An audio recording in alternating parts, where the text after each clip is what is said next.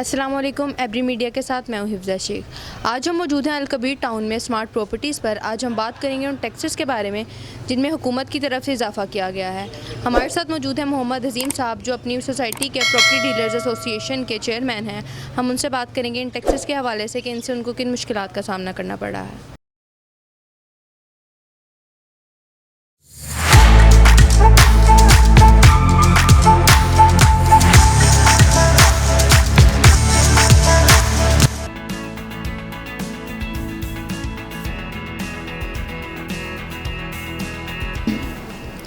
अस्सलाम वालेकुम। वालेकुम अस्सलाम। सर, कैसे हैं आप? अल्हम्दुलिल्लाह, आप कैसी हैं? अल्हम्दुलिल्लाह। सर, आज हम आपसे वो आपकी ज़ाती ज़िंदगी के बारे में और बिज़नेस के बारे में बहुत से सवाल पूछेंगे, लेकिन सबसे पहले मेरा आपसे ये सवाल है कि आपने कितने अरसे से इस प्रोफेशन को ज्वाइन किया और आपका कैसा एक्सपीरियंस था? अल्हम्दुलिल्लाह, मेरा एक्सपीरियंस बहुत अच्छा है प्रॉपर्टी के अंदर। मुझे प्रॉपर्टी की फ़ील्ड में ऑलमोस्ट 11 इयर्स हो गए हैं और ये मेरी जर्नी अल्हम्दुलिल्लाह बहुत ही अच्छी रही है और आई थिंक कि मैं एक सक्सेसफुल बिजनेसमैन हूँ और अभी तक अल्हम्दुलिल्लाह बहुत ही अच्छी जर्नी जा रही है मेरी। सर, पीटीआई और पीएमएलएन की गवर्नमेंट, जैसे पहले पीटीआई की थी अब पीएमएलएन की है, पीटीआई की गवर्नमेंट में क्या टैक्सेस थे, पीएमएलएन की गवर्नमेंट में क्या टैक्सेस हैं और इनसे आपके बिज़नेस को क्या फ़र्क पड़ा या क्या मुश्किलात पेश आ रही हैं? एक्चुअली जो पीटीआई और पीएमएलएन की गवर्नमेंट की जो पॉलिसीज़ हैं टैक्सेस के हवाले से, वो ऑलमोस्ट सेम है। इसमें सिर्फ़ और सिर्फ जो है वो परसेंटेज का फ़र्क पड़ा है। पहले हमारी सोसाइटी के अंदर जो सीवीटी स्टैम्प ड्यूटी थी उसकी जो परसेंटेज थी वो 1% थी।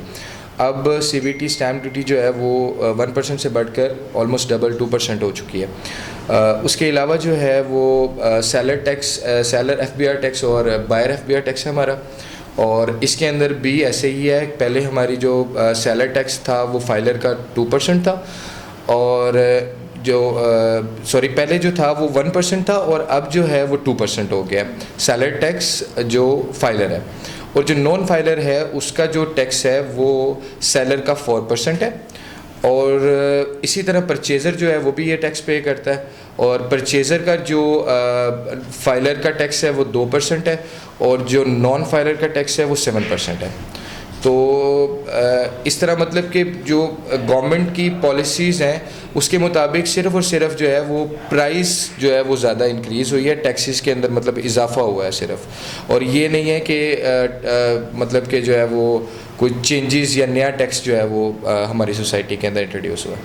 ये जो टैक्सेस की अमाउंट जो है बढ़ी है, इनमें इंक्रीज़ आया, तो आपके क्या हिसाब से ये टैक्सेस होने ही नहीं चाहिए, अमाउंट डिक्रीज़ होनी चाहिए, इनमें क्या चेंजेस होने चाहिए गवर्नमेंट की तरफ से? एक्चुअली जो कि पहले से चलता आ रहा है, जो नई गवर्नमेंट आती है वो अपने टैक्सेस के अंदर इजाफा करती है बिकॉज़ ऑफ लोन। जो हम पाकिस्तानी जो कौम है जिसके ऊपर लोन की बमार है और लोन जो है वो बढ़ता जा रहा है पाकिस्तान के ऊपर, तो उस वजह से परसेंटेज के अंदर जो है वो इजाफा आता है। लेकिन इससे ज़ाहिर सी बात है प्रॉपर्टी की फ़ील्ड के अंदर बहुत ज़्यादा चेंजेस होती हैं। जो डेवलपर है उसको अपनी इन्वेस्टमेंट जो है वो सेफ़ नहीं नज़र आती है। अगर एक 3 मरले के घर पे कंस्ट्रक्शन की कॉस्ट जो है वो 30 लाख रुपए आती थी, तो अब जो है वो कंस्ट्रक्शन की कॉस्ट जो है वो 45 लाख आती है।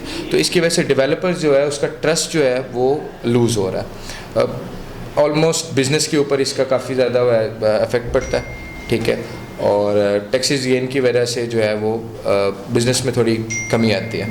जैसा कि अभी आपने बात की है कि पाकिस्तान पे बहुत कर्ज है, इन्फ्लेशन बहुत ज़्यादा बढ़ी है, हर चीज़ महंगाई हो रही है, लेकिन प्रॉपर्टी डीलर्स की गाड़ियाँ जो हैं इनमें कमी नहीं आ रही है, इनके पेट्रोल की जो टंकियाँ वो पूरी रहती हैं। इसके बारे में आपका क्या ख्याल है? पेट्रोल की टंकी तो फुल ही रहती है क्योंकि सारी गाड़ियों के अंदर पेट्रोल तो ऑलमोस्ट सेम ही डलता है, और जहाँ तक गाड़ी चेंज करने की बात है तो वो सारे लोन पे ही लेते हैं, तो इस वजह से जो है वो आप लोगों को यही नज़र आता है कि गाड़ी चेंज कर ली है, लोन पे होती हैं गाड़ियाँ।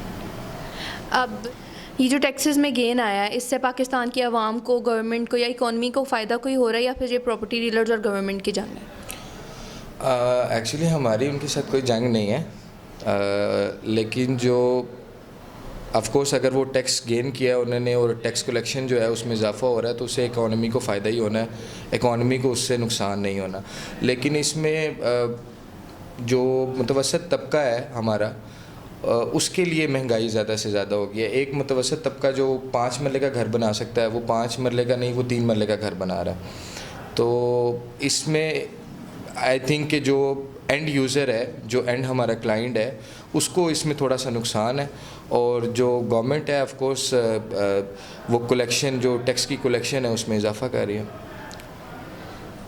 आप गवर्नमेंट को, पब्लिक को या बाकी प्रॉपर्टी डीलर्स को कोई मैसेज देना चाहें कि इन टैक्सेस के बारे में, या ओवरऑल कोई जनरल बात?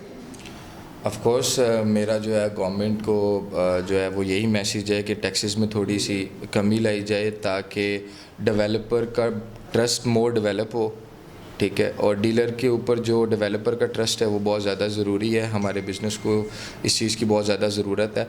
और हमारे जो कंस्ट्रक्शन का जो तबका है, हमारी जो प्रॉपर्टी का तबका है, इसके अंदर सबसे जो ज़्यादा इम्पॉर्टेंट चीज़ मैं देखता हूँ कि इसमें बहुत से लोगों का रिज़्क जुड़ा होता है। इसमें एक मज़दूर से लेके इसमें हर बंदे का जो है वो रिज़्क जुड़ा होता है। कोई सीमेंट फैक्ट्री में काम कर रहा है, कोई सीमेंट की प्रोडक्शन कर रहा है।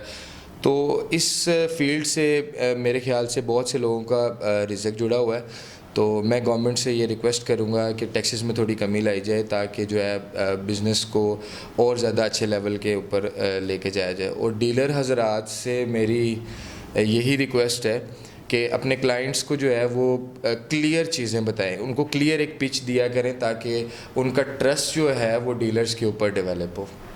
बहुत बहुत शुक्रिया आपके टाइम का, बहुत अच्छा लगा आपसे बात करके। प्रॉपर्टी डीलर्स का इन टैक्सेस के हवाले से और पब्लिक को मैसेज देना। Thank you.